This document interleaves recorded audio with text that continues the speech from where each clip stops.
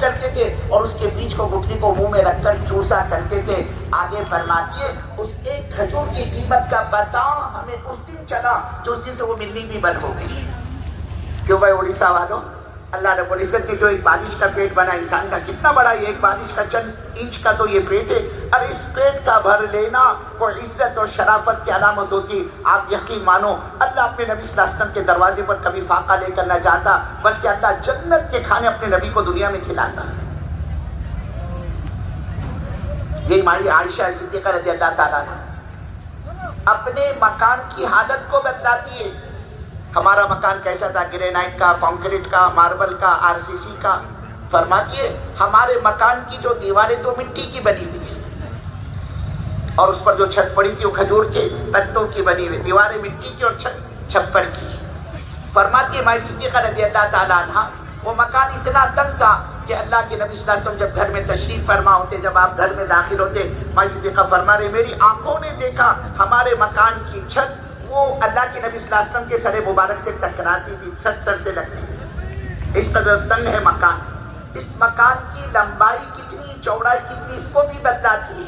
مائی صدیقہ فرماتی رضی اللہ تعالیٰ عنہ میں رات سوئی ہوا کرتی تھی چادر میں لپٹی ہوئی، اپنے کو پہلے کو پھیلائے ہوئے. لیکن جب حضرت رسول پاک صلی اللہ علیہ وسلم کا سجدے میں جانے کا ارادہ ہوتا، آپ کا تو یہ معمول تھا، آپ کی لمبی نمازیں ہوا کرتی، قیام لمبا، قرات لمبی، رکوع لمبا، سجدہ لمبا. خود فرماتی ایک مرتبہ تو اللہ کے نبی صلی اللہ علیہ وسلم نے اتنا لمبا سجدہ فرمایا، اتنا لمبا سجدہ فرمایا. فرماتی ہے میرے کو بڑی تشویش ہوئی اور میں اپنے سینے پر ہاتھ رکھ کر بیٹھ گئی اور یہ خیال کرنے لگی اے اللہ کہیں آج میں بیوہ تو نہیں ہو جاؤں گی. کیا بات ہے اللہ کے نبی کا سر ہی نہیں اٹھتا ہے سجدے سے. فرماتی میرے کو بڑی، میں گھبرا گئی. آگے فرماتی ہے میں نے اللہ کے نبی صلی اللہ علیہ وسلم کے پیروں کی انگلیوں پر جب نگاہ جمایا اور اس میں میں نے حرکت کی، تب میرے دل کو قرار آیا، میرے کو اطمینان ہوا کہ نہیں ابھی اللہ کے نبی صلی اللہ علیہ وسلم حیات ہیں. تو آپ کی لمبی نمازیں ہوا کرتی تھی اور آپ فرماتے مائی صدیقہ میں آپ کے سامنے چادر میں لپٹی سوئی ہوا کرتی تھی. لیکن جب رسول پاک صلی اللہ علیہ وسلم کو سجدے میں جانے کی نوبت پیش آتی اور اللہ کے نبی صلی اللہ علیہ وسلم رکوع سے فارغ ہو کر سجدے میں جانا چاہتے، آپ سجدے میں جاتے ہوئے اپنے ہاتھوں سے میرے لمبے پھیلائے ہوئے پیروں کو یوں اشارہ کر دیا کرتے تھے، دھکا دے دیا کرتے تھے. مائی صدیقہ فرماتی اما جان عائشہ رضی اللہ تعالیٰ عنہ میں اپنے لمبے پھیلائے ہوئے پیروں کو اپنے قریب کر لیتی تھی اور پیروں کے قریب کر لینے کے بعد جو خالی جگہ سامنے بچتی تھی اور جو خالی جگہ سامنے نکلتی تھی اس خالی جگہ میں اللہ کے نبی صلی اللہ علیہ وسلم سجدہ فرمایا کرتے. یہ مکان کی تنگی کی حالت تھی. اور پھر یہ تو آپ کی اپنی ذاتی زندگی ہوئی، آپ کے اولاد کا کیا کیا آپ نے اپنے گھر والوں کو، اپنے خاندان والوں کو، اپنے رشتہ داروں کو. آپ کی 4 بیٹیاں تھی، حضرت فاطمہ، حضرت رقیہ، حضرت زینب، حضرت ام کلثوم، ان کو کیا کیا آپ نے؟ آپ کے چہیتے لاڈلے داماد تھے حضرت علی مرتضیٰ رضی اللہ تعالیٰ، کیا دیا آپ نے اپنے داماد کو؟ آپ کے لاڈلے نواسے تھے حضرت امام حسن رضی اللہ تعالیٰ، حضرت امام حسین رضی اللہ تعالیٰ. ان حسنین کو کیا دیا اللہ کے نبی صلی اللہ علیہ وسلم نے؟ آدمی سوچتا ہے نا اپنی تو زندگی کٹک میں بورے شور میں گزر گئی، جو مصیبت اور پریشانی کے دن ہم نے دیکھے، اللہ نہ کرے بولے ہمارے بچوں کو مصیبت کے دن دیکھنے پڑے. آدمی کچھ نہ کچھ چکر چلاتا ہے اپنے بچوں کے مستقبل کے لیے، اپنے بچوں کے فیوچر کے لیے. ایسا کیا کیا اللہ کے نبی صلی اللہ علیہ وسلم نے اپنے بچوں کے مستقبل اور فیوچر کے لیے؟ یہ حضرت فاطمہ رضی اللہ تعالیٰ عنہ کون ہی ہے؟ رسول پاک صلی اللہ علیہ وسلم کی سب سے زیادہ چہیتی اور لاڈلی بیٹی تھی اور حضور کو بڑی بڑی محبت حضرت فاطمہ سے. آپ تشریف فرما ہوتے اور آپ دیکھتے کہ فاطمہ گزر رہی ہیں تو سامنے بیٹھے ہوتے ساتھ ان سے فرماتے دیکھو یہ فاطمہ جگر کا ٹکڑا ہے میرے. کبھی فرماتے جس نے فاطمہ کو تکلیف پہنچا اس نے میرے کو تکلیف پہنچائی. حضور پاک صلی اللہ علیہ وسلم کو بڑی محبت حضرت فاطمہ سے. ایک مرتبہ اللہ کے نبی صلی اللہ علیہ وسلم اپنی بیٹی حضرت فاطمہ رضی اللہ تعالیٰ عنہ کے مکان پر تشریف لے گئے. آواز دی، نام لے کر پکارا اپنی بیٹی کو. اب بیٹی تھی اپنے باپ کی آواز پہچان لی تو میرے ابو ہیں جو مجھ سے اندر آنے کی اجازت مانگتے ہیں. حضرت فاطمہ رضی اللہ تعالیٰ نے کہا ابا کوئی نہیں، گھر میں اکیلی تنہا فاطمہ ہے، آپ کی بیٹی دوسرا کوئی نہیں، آپ اندر تشریف لے آئے. آپ نے اجازت مانگی. بیٹی نے کہا ابا آپ اندر تشریف لے. کوئی نہیں، میں اکیلی تنہا، آپ کی بیٹی فاطمہ، دوسرا کوئی نہیں، آپ اندر تشریف لے آئے. اللہ کے نبی صلی اللہ علیہ وسلم نے فرمایا بیٹی فاطمہ ایک مہمان اور بھی ہے میرے ساتھ، عمران بن حسین رضی اللہ تعالیٰ. وہ بھی اندر آنے کی اجازت مانگتے، کیا میں انہیں اپنے ساتھ تمہارے مکان میں لے کر داخل ہوں؟ انہیں اندر آنے کی اور اندر لانے کی اجازت ہے؟ میرے بزرگوں، اندر سے بیٹی نے روتے ہوئے جواب دیا اپنے باپ کو کہ ابا آپ کو تو اندر آنے کی اجازت ہے، لیکن وہ آپ کے ساتھ آئے ہوئے مہمان کو، آپ کے ساتھ لائے ہوئے مہمان کو اندر آنے کی اور اندر لانے کی اجازت نہیں ہے۔ پھر وجہ بنتا ہے کہ ابا آپ کی بیٹی فاطمہ کے پاس اس گھر کی چار دیواری کے اندر اتنا کپڑا یا پردہ اور چادر نہیں کہ آنے والے مہمان سے پردہ کیا جا سکے۔ اللہ کے نبی صلی اللہ علیہ وسلم نے یہ سنا، زار و قطار اللہ کے نبی کی آنکھوں سے آنسو بہنے شروع ہو گئے، اور آپ نے اپنی چادر مبارک کو اتار کر اندر بھیجا، اور پھر اس چادر کے ذریعے سے حضرت فاطمہ رضی اللہ تعالیٰ عنہ نے پردے کا انتظام کیا۔ یہ زندگی ہمارے نبی صلی اللہ علیہ وسلم کی ماں صدیقہ فرماتی ہے، ہم نے حضرت رسول پاک صلی اللہ علیہ وسلم کے کپڑوں کو طے کر کے گھڑی کر کے کبھی صندوق اور اٹیچی الماری میں رکھا نہیں۔ فرماتی اس کی نوبت ہی نہیں آئی اللہ کے نبی صلی اللہ علیہ وسلم کے کپڑوں کو صندوق اور اٹیچی الماری میں رکھا جائے۔ کیوں بھائی بھونیشور والوں، اڑیسہ والوں، آدمی کے کپڑے کب رکھے جاتے ہیں صندوق اٹیچی اور الماری میں؟ جب کسی اللہ کے بندے کے پاس 2 5 6 8 جوڑے ہو کپڑوں کے، تب تو سوال پیدا ہوتا ہے اس کو کون سی بریف کیس اور کون سے سوٹ کیس میں رکھا جائے۔ بھائی صدیقہ فرماتی ہے ایک جوڑا تھا اللہ کے نبی صلی اللہ علیہ وسلم کے پاس، اور آپ اس کو استعمال فرماتی ہے جب وہ میلا ہو جاتا اسی کو اتارا جاتا، اسی کو دھویا جاتا، اسی کو سکھایا جاتا، اور اسی ایک جوڑے پر اللہ کے نبی صلی اللہ علیہ وسلم نے اپنی اکثر زندگی گزاری۔ فرماتی کبھی ایسا بھی ہوا اللہ کے نبی صلی اللہ علیہ وسلم کے کپڑوں کے سوکھنے میں ذرا دیر لگ گئی، یہ سردی کا زمانہ ہوتا ہے نا، بارش کے دن کئی دن تک سورج نہیں نکلتا، کپڑے نہیں سوکھتے جلدی، اور زمانے میں تمہاری واشنگ مشین تو کوئی تھی نہیں۔ مائی صدیقہ فرماتی ہے اللہ کے نبی صلی اللہ علیہ وسلم کے کپڑوں کے سوکھنے میں ذرا دیر لگ گئی، اور ادھر نماز کا وقت ہو چلا، اور حضرت رسول پاک صلی اللہ علیہ وسلم کی مسجد کے مؤذن حضرت بلال حبشی رضی اللہ تعالیٰ اللہ کے نبی کے در پر حاضر ہوئے اور فرمایا یا رسول اللہ صلی اللہ علیہ وسلم، نماز تیار ہے، جماعت تیار ہے، لوگوں کو آپ کا انتظار ہے، آپ چل کر نماز پڑھائیں۔ مائی صدیقہ فرماتی ہے اللہ کی قسم ان 2 گیلے بھیگے ہوئے کپڑوں کے علاوہ کوئی تیسرا سوکھا کپڑا اللہ کے نبی کے پاس نہیں تھا جس کو پہن کر آپ نماز پڑھاتے۔ آپ نے ادھار مانگ کر کپڑا لیا ہے اور جا کر نماز پڑھائیے۔ میرے بزرگوں، یہ بہترین کپڑوں کے جوڑوں کا مل جانا کوئی عزت و شرافت کی علامت ہوتی۔ آپ یقین مانو اللہ جنت کا لباس اپنے نبی کو دنیا میں پہناتا، بلکہ اللہ نے تو پیش کیا اپنے محبوب پر دنیا کو۔ اللہ کہہ رہے ہو ہمارے محبوب صلی اللہ علیہ وسلم کون سی نبوت چاہیے آپ کو؟ بادشاہت والی، ہم دینے کے لیے تیار ہیں۔ نبی جی آپ سن لیجئے، یہ جو مکے کے پہاڑ ہیں ہم ان پہاڑوں کو سونے کا بنا دیں گے، جہاں جہاں آپ تشریف لے جائیں گے یہ پہاڑ آپ کے ساتھ ساتھ آپ کے پیچھے پیچھے چلیں گے، آپ جتنا چاہو اس میں سے استعمال فرما لیں۔ آپ کو کون سی نبوت چاہیے، فقر و فاقہ والی یا بادشاہت والی؟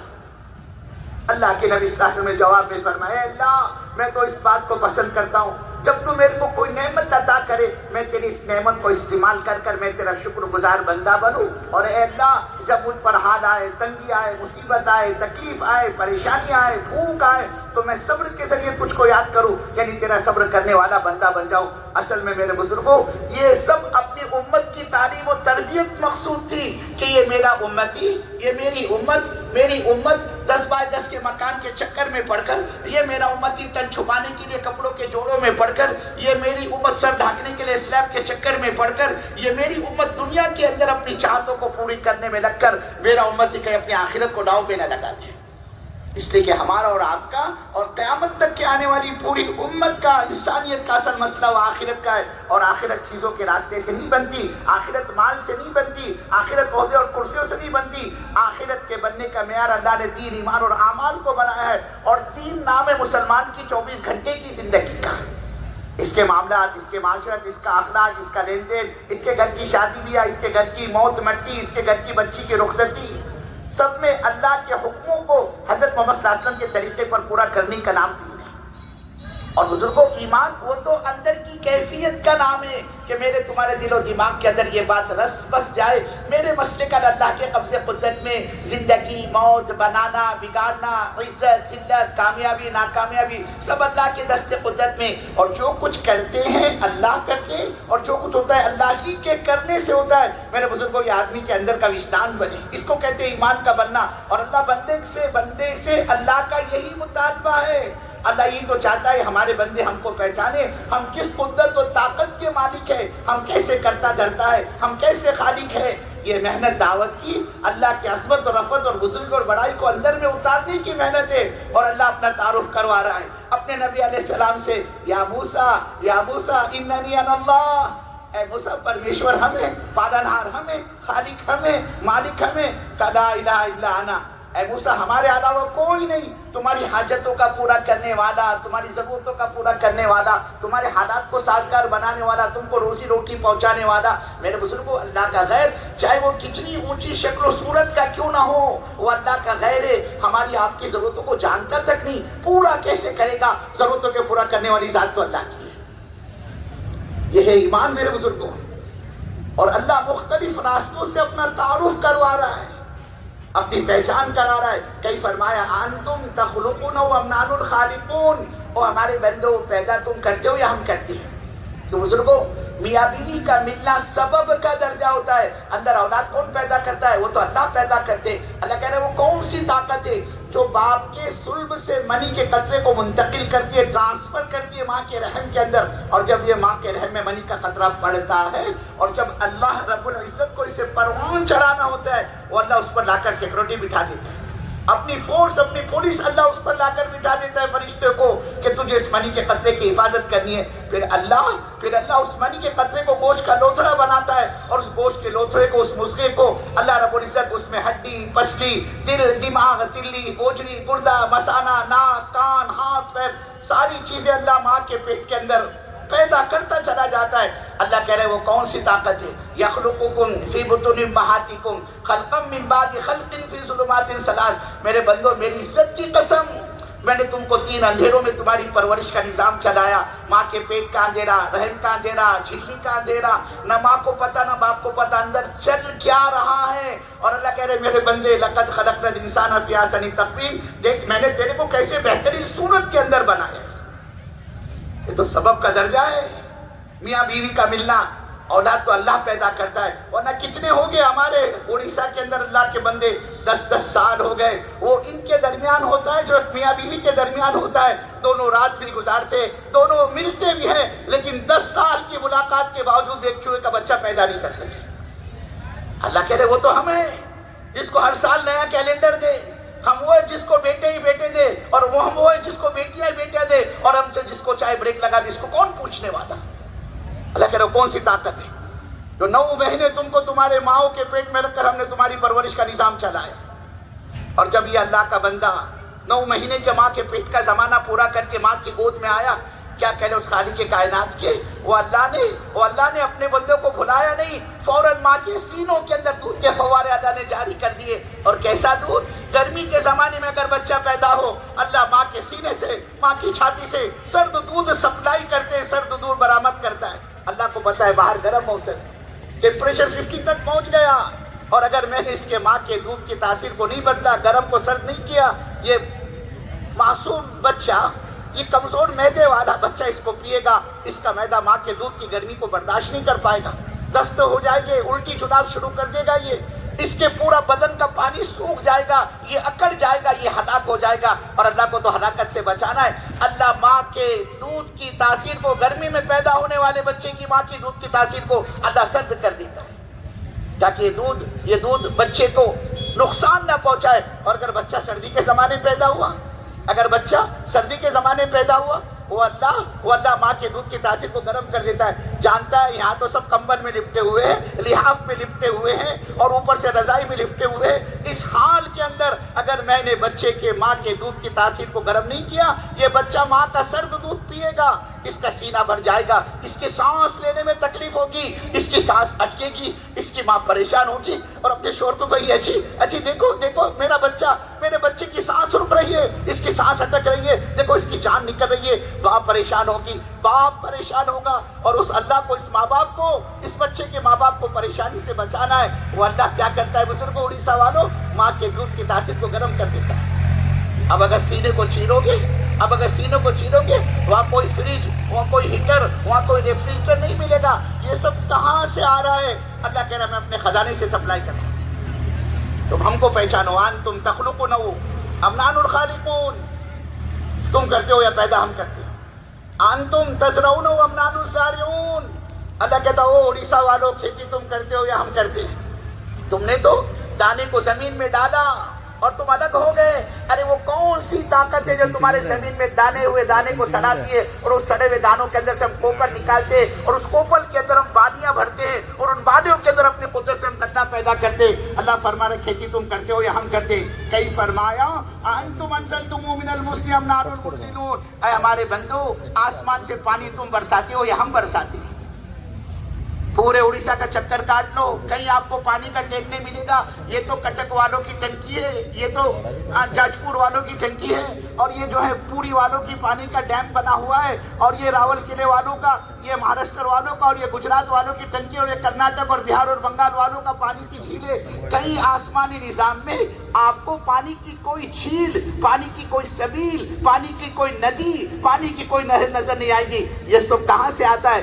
اللہ کہہ رہے میری عزت کی قسم، جب مجھے برسانا ہوتا ہے آسمان سے ہر برسنے والے پانی کے قطرے کے ساتھ میں نے ایک فرشتہ مقرر کیا ہے، اور اس فرشتے کی ذمہ داری ہے اس پانی کی بوند کو تجھے اڑیسہ میں برسانا ہے، گجرات میں برسانا ہے، کرناٹک اور بہار اور بنگال کے کس حصے میں، یہ دنیا کے کس ملک میں تجھے اس قطرے کو پہنچانا ہے. اور جب تک وہ فرشتہ اپنی ذمہ داری پوری کر نہیں لیتا اس کی ذمہ داری پوری نہیں ہوتی. اللہ کہہ رہے میرے بندو آسمان سے پانی تم برساتے ہو یا ہم برساتے ہیں. اننی انا اللہ، کوئی نہیں ہمارے علاوہ. اور جس رب سے اللہ نے اپنا تعارف کروایا سیدنا موسیٰ علیہ نبینا علیہ السلام کے، اسی کا بڑا عجیب و غریب واقعہ اللہ اپنے پاک کلام میں بیان کر رہا ہے. اللہ کہہ رہا ہم قصے اور کہانی نہیں سناتے، ہم نے ان واقعات کے عبرت کی اور نصیحت کا سامان تیار کیا کہ یہ تو ابھی ماں کے پیٹ میں ہے، ابھی تو پیدا بھی نہیں ہے سیدنا موسیٰ علیہ نبینا علیہ السلام. اور جب نجومیوں نے خبر دے دی وقت کے ظالم بادشاہ کو کہ تیری حکومت میں بنی اسرائیل میں ایک بچہ پیدا ہوگا جو تیرا تخت اور تاج اور حکومت اور سلطنت سب کو تہس نہس اور تباہ اور برباد کر کے چھوڑے گا. اب وہ فرعون جو خدائی کا دعویٰ کرتا تھا انا ربکم الاعلی، اللہ نے ایسی صحت دیکھی اس کو کہ 40 دن میں ایک مرتبہ بیت الخلا جاتا تھا قضاء حاجت کے لیے. جب اس کو خبر کو سنا اب دن میں 40 مرتبہ لوٹے لے کر بھاگنا شروع کر دیا. راتوں کی نیندیں اس کی حرام. یہ کون ہوگا وہ میری حکومت میں پلے گا اور مجھ سے مقابلہ کرے گا اور میرا ملک مجھ سے چھین کر مجھ کو ہلاک اور برباد کر دے گا؟ راتوں کی نیندیں حرام ہو گئی اس کی. اس نے پارلیمنٹ کا اجلاس بلایا، سارے چودھری سارے وزراء کو جمع کیا، اس کی میٹنگ ہوئی کہ یہ بات ہم تک پہنچی ہے اور اس سے کیسے نمٹا جائے. بات چلی، آخر بات اس نتیجے پر پہنچی یہ جو بنی اسرائیل خاندان ہمارے یہاں آباد ہے، ہم اپنا آدمی ان کے گھروں پر مقرر کرتے، جہاں جس بنی اسرائیل کی عورت کو لڑکا پیدا ہو فوراً اس کو قتل کر دیا جائے، اور لڑکی پیدا ہو تو چھوڑ دو اس کو اس کے حال پر.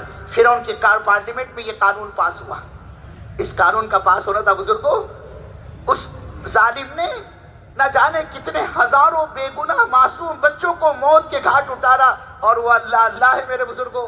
ادھر سیدنا موسیٰ علیہ نبینا علیہ السلام کے والدہ محترمہ پریشان، اے اللہ یہ کیا مصیبت.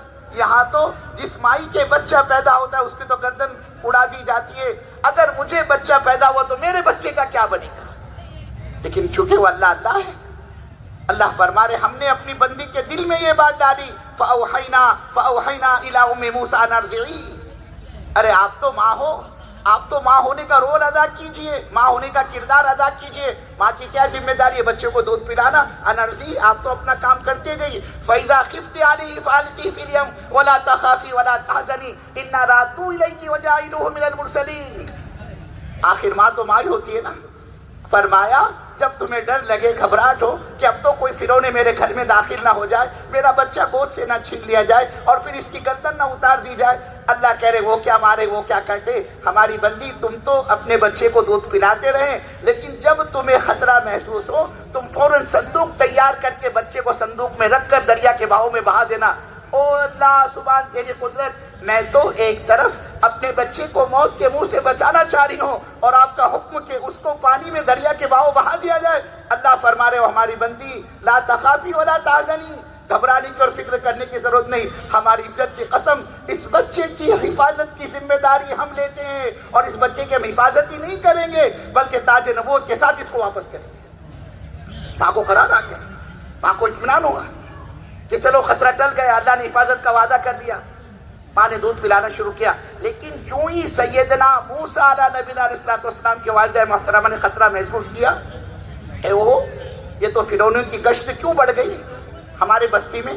کہ ایسا تو نہیں کہ انہوں نے گھر گھر میں تلاشی شروع کر دی ہو، کہ ایسا نہ ہو کہ میرا بچہ ان کے ہاتھ لگ جائے اور وہ اس کو موت کے گھاٹ اتار دے. اور میرے کو ہوتا وہی ہے جو اللہ چاہتے، بندے کی چاہت کو کوئی دخل نہیں ہے. یا وہی ہوا، سیدنا موسیٰ علیہ السلام پیدا ہوئے، ماں کی فکر، ماں کی گھبراہٹ بڑی ہوئی ہے. جیسے ہی ماں نے خطرہ محسوس کیا، صندوق تیار کیا اور اس بچے کو صندوق میں رکھ کر دریا کے بہاؤ میں اس صندوق کو بہا دیا. اور ساتھ میں کی جو بیٹی تھی ہمشیرہ، حضرت موسیٰ علیہ السلام کی بہن، اس سے کہا کہ بیٹی اس صندوق پر تم نگاہ رکھنا اور دیکھنا یہ صندوق جاتا کس طرف کو، مشرق کی جانب، مغرب کی جانب، شمال کی جانب، جنوب کی جانب. اب اس صندوق نے بہنا شروع کیا اور بزرگوں صندوق ایسی جگہ جا کر اٹکا پہنچا جہاں سے بچے کے قتل کا قانون پاس ہوا. سامنے بادشاہ کا محل ہے اور یہ دریا بہ رہا ہے اور یہ پانی کی لاٹیں، پانی کی موجوں صندوق کو بہا کر بادشاہ کے محل کی دیوار سے ٹکراتی ہے اور پھر وہ ٹکرا کر دوبارہ پیچھے کی طرف بڑھتا ہے. پھر دوسری لہر اس کو آگے بڑھاتی ہے اور وہ دیوار سے ٹکرا کر پھر پیچھے کی طرف آتا ہے. گویا وہ محل کے ارد گرد وہ ہچکولیاں کھانے لگا وہ صندوق. اب وہ جو بزرگوں محل کے نگران تھے، چوکیدار تھے، انہوں نے دیکھا بادشاہ کے محل کے ارد کوئی چیز پانی میں تیر رہی ہے. پھر کیا تھا، انہوں نے آگے بڑھ کر صندوق کو نکالا اور صندوق نکال کر سیدھا اس کو بادشاہ کی خدمت میں پیش کیا. فرعون نے، بادشاہ نے صندوق کھولا، اندر نور زر نکلا، چاند سا چہرہ سیدنا موسیٰ علیہ نبینا علیہ السلام. بے اختیار زبان سے نکل پڑا، ارے یہ تو بڑا خوبصورت بچہ ہے. اور بزرگوں نبی تو خوبصورت ہی ہوا کرتے ہیں. اس اللہ کے بندے نے آگے بڑھ کر صندوق سے اس بچے کو باہر نکالا اور جیسے ہی اپنی گود میں اس کو بٹھایا، فوراً اس کو پچھلی پرانی بات یاد آئی کہ تیری حکومت میں ایک بچہ ایسا آئے گا جو تخت و تاج اور حکومت سب کو نقصان پہنچا کر چھوڑے گا.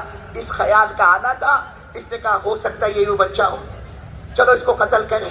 ممکن تھا آگے بڑھ کر یہ اس بچے کو قتل کر دیتا، لیکن قریب میں تھی ملکہ بادشاہ کی بیگم. اس نے دیکھا ہو اتنا خوبصورت بچہ میرے شوہر کے ہاتھ لگائے اور میرا شوہر اس کو قتل کرنا چاہتا ہے. اس نے لجاجت کے ساتھ منت اور خوشامد کرتے ہوئے آگے بڑھ کر اپنے شوہر کا ہاتھ پکڑ لیا اور بڑے عاجزانہ طور پر کہا، بادشاہ سلامت، لا تقتلوا عسى ان ينفعنا او نتخذه ولدا. بادشاہ سلامت، آپ اس بچے کو قتل نہ کرے. عسى ان ينفعنا، ہو سکتا ہے یہ بچہ ہم کو نفع پہنچائے، اور نتخذه ولدا، یہی کہ کیوں نہ ہم اس کو اپنا بیٹا بنا لیں، اولاد کی طرف اس کو پالیں گے. اب بزرگوں جب گھر والی کی طرف سے بات آئی تھی نا، اب یہ مجبور ہو گیا سوچنے پر، اب کیا کیا جائے. اگر میں بچے کو قتل کرتا ہوں تو یہ بھوک ہڑتال کرے گی، پھر یہ محل کا ماتم بن جائے گا. سارے میری زندگی کے احسانات پر یہ پانی پھیر دے گی. عورت کا تو معاملہ ہے نا بزرگوں، اڑیسہ والوں، زندگی بھر احسان کرتے رہو، پانی بھرتے رہو تم اس کے سامنے. ایک مرتبہ اگر مزاج کے خلاف کوئی بات ہو گئی نا، پوری زندگی بھر کے احسان پر پانی پھیر دیتی. کیا بولے گی، کیا ملا میرے کو جب سے تمہارے ساتھ میرے ماں باپ نے بند دیا، جب سے میرے نکاح ہوا، شادی ملا کیا اس گھر کے اندر؟ نہ ڈھنگ کا لیتھڑا ملا، نہ ڈھنگ کا چھیتڑا ملا. کیا کہے گی، نہ ڈھنگ کے کھانے کو ملا، نہ ڈھنگ کا پہننے کو. حالانکہ کھا کے کیا بن گئی. ہاں، اللہ کے نبی نے فرمایا، میں نے عورتوں کو کثرت سے جہنم میں جلتا ہوا دیکھا. اے اللہ، مال، شاپنگ، پراڈا، ڈی مارٹ، ریلائنس، سارے تو مال بھرے ہوئے عورتوں سے. یہاں بھی کمتی میں بھرتی، یہاں بھی جہنم میں اتنی. آپ نے فرمایا، میں نے جبرائیل سے پوچھا، بھائی جبرائیل، یہاں کائے کو اتنی کثرت سے یہ عورتیں؟ کیا رسول اللہ صلی اللہ علیہ وسلم، ایک تو یہ لعن طعن بہت کرتے، لعنت بھیجنا، کوسنا، کاٹنا بہت کرتے. اور فرمایا دوسرا یہ شوہر کی ناشکری کرتے، کتنا اس کو لا کے ڈالو کم پڑتا ہے. ہاں، آپ نے فرمایا میں نے جہنم میں دیکھا اس کو کثرت سے. اب چونکہ بات آئی تھی میرے بزرگوں محترمہ کی طرف سے، تو وہ بھی سوچنے پر مجبور ہو. اس نے کہ اپنی کہاں چلتی ہے گھر کے اندر، چلتی کیا بولو، وہ تو سب اس کی چلتی ہے. وہ صاحب کہتی ہے دیکھو ہم تمہارے باہر کے معاملے میں نہیں بولتے، تم گھر کے معاملے میں مت بولا کرو. اب یہ اڑ گئی کہ آپ اس کو قتل نہیں کریں گے، آپ اس کو قتل نہیں کریں گے، ہم اس کو اولاد کی طرح پالیں گے. اب چونکہ گھر والی کی طرف سے بات آئی تھی، اس نے کہا بھائی چلو ٹھیک ہے، ورنہ تو بھوک ہڑتال کرے گی، گھر ماتم قضا بن جائے گا. یہ آ گیا اس کے چکر میں. ہاں بزرگوں ہوتی ہے ناقص العقل، لیکن اچھوں کی عقل کو یہ ٹھکانے لگا دے گی. ہمارے ایک بزرگ تھے حضرت مولانا یونس صاحب رحمۃ اللہ علیہ. صبح میں تم کو ایک چٹکلا سنا ہے نا حضرت کا، مولانا یونس صاحب ایک چٹکلا سنا دے. مچھرے کو شکار کے اندر بڑی خوبصورت مچھلی ہاتھ دیکھی، واقعی وہ مچھلی بڑی خوبصورت تھی. مچھرے نے سوچا کہ اس مچھلی کو اگر میں بازار میں بیچوں گا 4 آنے 8 آنے روپے سے زیادہ کوئی دینے والا نہیں اپنے کو. اگر بادشاہ کی خدمت میں ہدیہ تحفہ کی کہہ کر پیش کرتا ہوں تو بادشاہ میرے کو خوش ہو کر انعام دے گا, اور جو انعام ملے گا وہ مچھلی کی اصل قیمت سے کئی گنا زیادہ ہوگا. یہ انعام کی لالچ میں پہنچا بادشاہ کے دربار میں, اور بادشاہ کو ہدیہ تحفہ کی کہہ کے وہ مچھلی پیش کی. وہ مچھلی بادشاہ کو بہت پسند آئی, بڑی خوبصورت تھی مچھلی. بادشاہ نے کہا یہ تو بڑی خوبصورت مچھلی تو میں بھی. دربان سے کہا وزیر سے اس کو 100 روپے دو انعام. اور اس کو 100 روپے مل گئے. ادھر بیٹھی تھی وہی کنجوس ملکہ بادشاہ کی بیگم. اس نے کہا کیا بادشاہ سلامت, آپ نے ایک معمولی مچھلی کی قیمت 4 آنے 8 آنے روپیہ 100 روپے آپ نے اٹھا کے دے دیے, کیا کیا معمولی مچھلی. بادشاہ نے بیگم سے کہا ملکہ سے, ارے اللہ کی بندی, بات زبان سے نکل گئی, پیسے اس کو مل گئے, اب آدمی دفن کرتے, اب اس پر تبصرہ اور چرچے کا فائدہ کیا. اس نے کہا کیا بات کرتے ہو, کیا تبصرہ اور کیا چرچا, اتنی بڑی غلطی کی آپ نے, 100 روپے اس کو اٹھا کے دے, کہتے اب اس پر چھوڑ. کا کیا ہو سکتا ہے. تو اس مچھلی کو بلاؤ, واپس بلاؤ اس کو, اور بلا کر یہ پوچھو کہ یہ مچھلی نر ہے یا مادہ ہے. اگر وہ کہے یہ مچھلی نر ہے, اس کو کہے کہ مادہ لا, اور کہے یہ مچھلی مادہ ہے, اس کو کہو نر لا, جب تک یہ 100 روپے یہاں رکھ کر جا. بادشاہ نے کہو زندگی میں تم نے پہلی مرتبہ عقل مندی کی بات کی. آ گیا اس کے چکر میں وہ. بادشاہ نے مچھلی کو بلایا, چھوڑا بھی پریشان, سب معاملہ ہو گیا رفع دفع. پھر کائے کو بلایا میرے کو بادشاہ نے, کہا حضور فرمائیے کیا حکم ہے. مچھلی نے پوچھا.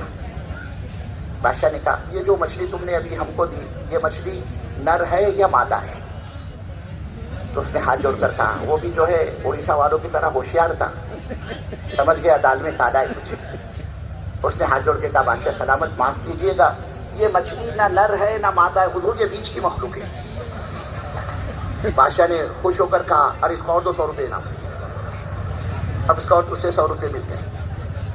اب وہ 100 روپے اٹھاتے اٹھاتے پیسہ 2 پیسہ زمین پر گر گیا. مچھلی نے آگے بڑھ کے وہ 2 پیسے بھی اٹھائے. پھر ملکہ نے منہ ڈالا بیچ میں, دیکھو دیکھو جی کنجوس لگتا ہے, کیا فائدہ, چلو تم نے اس کو دیا ٹھیک ہے, لیکن ایسے کنجوس کو دینے کا فائدہ کیا. 2 پیسے بھی نہیں چھوڑا, اس کو بھی آگے بڑھ کر اٹھایا. اتنے پیسے ہم نے اس کو دیے, پیسہ 2 پیسہ چھوڑ دیتا اس کو. کنجوس لگتا ہے, یہ جمع کر کے رکھے گا, خرچ نہیں کرے گا, اور فائدہ کیا ایسے کنجوس کو دینے کا جو خرچ نہ کرے, جمع کر کے رکھے. بادشاہ کہنے لگا ہاں کنجوس تو لگتا ہے. دوبارہ اس کو بلایا اور بلا کے کہا اللہ کے بندے, اتنے پیسے تیرے کو ہم نے دیے, پیسے 2 پیسے زمین پر گرے, اس کو گرنے دیتا, اس کو چھوڑ دیتا, کیا ضرورت ہے اس کو اٹھانے کی.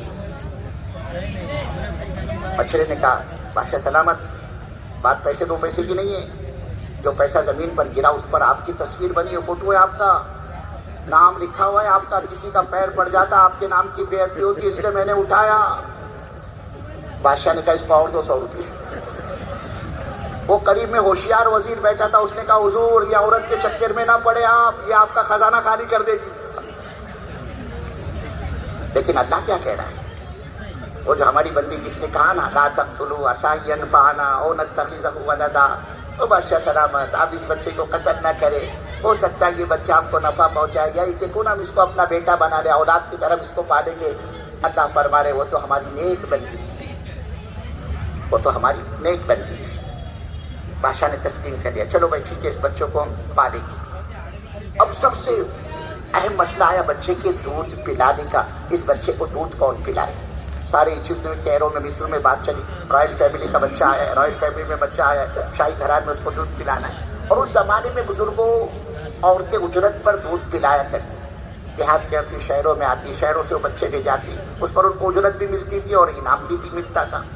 اب اجرت اور انعام کی لالچ میں دیکھتے ہی دیکھتے شاہی محل دودھ پلانے والوں سے بھر گیا, اور ہر ایک کی یہ تمنا اس بچے کو دودھ کے پلانے کا آپ کو موقع ملے, اجرت کے ساتھ انعام بھی ملے گا. لیکن اس بچے کا یہ حال ہے, 20 دودھ پلانے والی ماؤں کی گودوں میں اس بچے کو ڈالا جا رہا ہے, لیکن وہ بچہ کسی مائی کو دودھ کو پینا تو بہت دور کی بات, دودھ کو طرف لپکنے کے لیے چھونے کو تیار ہے. ادھر سارا دربار پریشان, دودھ پلانے والیاں پریشان, بیگم پریشان, بادشاہ پریشان. یہ تو عجیب بچہ ہے, یہ تو عجیب بچہ ہے, کسی مائی کے دودھ کو چھونے کے لیے تیار ہے. ہر ایک پریشان میرے بزرگوں, اور وہ بچہ دودھ کیسے پیتا. اللہ کہہ رہے وحرمنا علیہ المراضی, وحرمنا علیہ المراضی, خبردار ہے موسیٰ, خبردار ہے موسیٰ, جو کسی مائی کے دودھ کو پیا, اس بچے کی کیا مجال ہو کسی مائی کے دودھ کو چھوتے. خبردار کسی مائی کے دودھ کو تم نے ہاتھ لگے. ادھر ہر ایک پریشان, اسی مجلس میں سیدنا موسیٰ علیہ نبینا علیہ السلام کی ہمشیرہ موجود تھی اور یہ سارا ماجرا اپنی آنکھ سے دیکھ چکی تھی. اس نے ظاہر نہیں کیا میں اس کی بہن ہوں. اس نے آگے بڑھ کر کہا بادشاہ سلامت، میں بہت ہی نیک عورت کو جانتی ہوں، کیسا عزت کرنے والا بچہ کیوں نہ ہو، وہ اس مائی کے اس عورت کے دودھ کو ضرور پیتا ہے، آپ اجازت دے تو میں اس کو حاضر کروں. بادشاہ نے اجازت دی. یہ اللہ کی بندی گھبرائی ہوئی، ڈری ڈری، سہمی اپنی ماں کے پاس پہنچی، اپنے بھائی کا سارا واقعہ اپنی ماں کو سنا اور کہا ابا جان آپ جلدی چلیے، ایسا نہ ہو کہ بھائی جان ہمارا بھوک کی وجہ سے اپنی جان دے دے. ماں بیچاری پریشان حال، پسینے میں شراب، گھبرائی ہوئی، ڈری ہوئی، سہمی بھی محل کے اندر پہنچی اور جو ہی اس بچے کو ماں کی گود میں ڈالا گیا، بچے نے لپک کر ماں کا دودھ پینا شروع کر دیا. میرے بزرگوں اڑیسہ والوں، اللہ اپنی رزاقیت کو، اللہ اپنے قہار اور جبار اور خالق اور مالک ہونے کو بتا رہا ہے کہ دیکھو جس وقت ماں نے بچے کو صندوق میں رکھا، ہم نے ماں کے ہاتھوں ماں کو بچے کے لیے صندوق میں دودھ کی بوتل رکھنے نہیں دی اور ہم نے اس بچے کو وہاں پہنچایا جہاں سے بچے کے قتل کا قانون پاس ہوا تھا. اور جب بچہ وہاں پہنچا شاہی محل کے اندر، وہاں بھی ہم نے کسی مائی کے دودھ کو پینے نہیں دیا. اللہ ہم کو اور آپ کو سمجھانا چاہ رہا ہے، اور ہمارے بندو جب ہم کسی کی پرورش کا نظام چلانا چاہتے ہیں، ارے وہ دودھ کی بنیاد پر نہیں پلتا، وہ دودھ کی بنیاد پر نہیں جیتا، ارے وہ تو ہمارے جلانے سے جیتا ہے. وہ کیا مارے وہ کیا کاٹے، جس نے جس بچے کے خاطر نہ جانے کتنے معصوم بے گناہ بچوں کو موت کے گھاٹ اتارا. اللہ اپنی قدرت، اپنی شکتی، اپنی طاقت کو بتلانا چاہ رہے. جب ہم پرورش کا نظام چلانے پر آتے، پھر دشمن کے ہاتھوں نبی کی پرورش کر کے بتلاتے. تم ہم کو پہچانو، یہ یقین کا سرمایہ اندر سے نکل چکا اور اللہ مختلف راستوں سے ہمارا اپنا تعارف فرما رہا ہے. کئی فرمایا میرے بندو میری عزت کی قسم، سارے کائنات کا چلانے والا میں ہوں. قل اللہم مالک الملک تؤتی الملک من تشاء وتنزع الملک ممن تشاء وتعز من تشاء وتذل من تشاء بیدک الخیر انک علی کل شیء قدیر. اللہ کہہ رہا ہے سارا نظام کائنات ہمارے چلانے سے چل رہا ہے، ان سب پر ہمارا قبضہ اور ہمارا تابع ہے. اس میں سے ہم جس کو چاہتے ہیں ملک عطا کرتے، جس سے چاہتے ہیں ملک کو چھین لیتے، جس کو چاہے ہم عزت دے، جس کو چاہے ہم ذلیل کرے. ہم کو کون پوچھنے والا؟ کہیں فرمایا ہم وہ اللہ ہیں، ہم وہ